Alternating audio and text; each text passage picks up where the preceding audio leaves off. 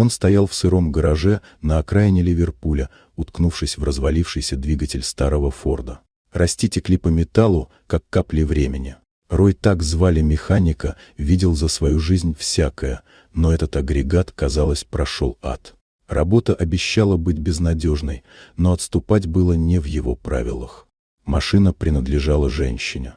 Звали ее Эмма. Она приехала на черном внедорожнике, выглядевшем так, будто только что выехал с витрины. Все в ней было продумано: укладка, пальто, маникюр. Чужая в этом районе, чужая в этом гараже.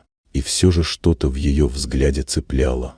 Рой не сразу заметил, как зацепился за мимолетную фразу, брошенную ею в шутку условия, сказанное скорее ради забавы, чем всерьез.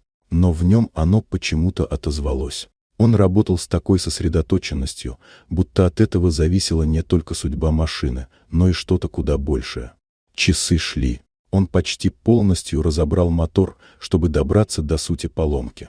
Его руки покрылись ссадинами и маслом, но он не останавливался. Эмма наблюдала за ним из-под тишка. Ее удивляло, насколько целеустремленным может быть человек, не желающий ничего, кроме результата. Когда солнце скрылось за крышами складов, двигатель внезапно ожил. Сначала с надрывом, потом ровно и уверенно. В тот момент она вдруг перестала видеть в нем просто механика. Это был человек с внутренним стержнем. И это пугало больше, чем впечатляло.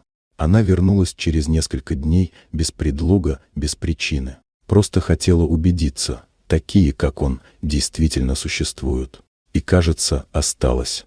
Они начали встречаться. Он — скромный парень, почитающий тишину и труд. Она из мира, где важны фамилии, связи и правильные поступки. Их история развивалась медленно, но с каждым шагом становилась все крепче.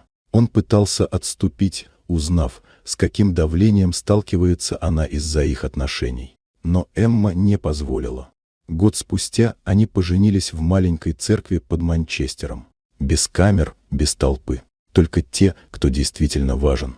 Она смотрела на него и понимала, он не просто починил мотор. Он помог ей перестроить всю жизнь. Вот такая удивительная история. Дорогие друзья, если вам понравилось видео, поставьте лайк, а также подписывайтесь на канал, впереди еще много интересного.